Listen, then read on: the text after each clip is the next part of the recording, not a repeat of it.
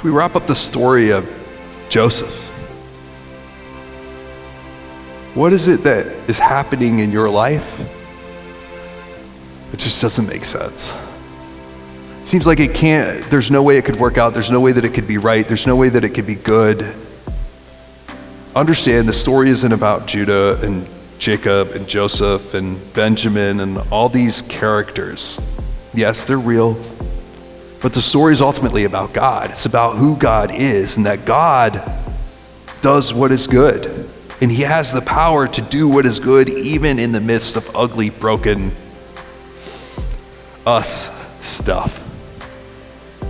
Situations that we commit. So first off, like I said at the beginning of the message, I want you to thank God for working in you, because whether you recognize it or not, if you're still here, you're still trying to follow Jesus after a bunch of years, even though you may not have gotten over every little hiccup and hang up and issue that you have, God is working. And it may be slow, and it may be slower than you want it to be. It's definitely slower than I want it to be, and I'm impatient, and God is working. And if you were to take time to sit down and write it out, you would see God has transformed you day by day, week by week, month, year. He's transformed you. He's made progress in your life. So thank him for that. Thank the Holy Spirit for continuing to work on you. Number 2, invite God to gently move you one more step this week towards sanctification.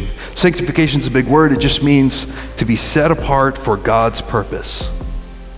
We could straddle the fence a little bit and be like, I want to serve God, but I also want to do whatever I want to do. I want to serve God, but I want to do what I want to do. And sanctification is a process of putting more and more weight over here until we finally live here and be here and thrive here. And we stay in God's purpose. And we listen to the nudge of the Holy Spirit, and we walk with him on a daily basis, producing the fruit of the Spirit. And it's slow, and it's painful, and it's messy.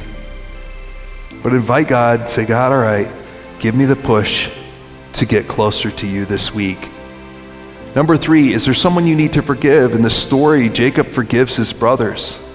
That had to be very difficult. They sold him into slavery. I'm sure he had a lot of pent-up frustration and anger and rage and all those things, and he's able to forgive his brothers, I think, through the power of God. Is there someone in your life that you need to forgive? And then finally, is there someone you need to stop trying to control? See, God is working at his speed in your husband's life, your wife's life, your friend's life. You can't make it go faster, no matter how hard you try. And sometimes the harder we try, the worse we make it.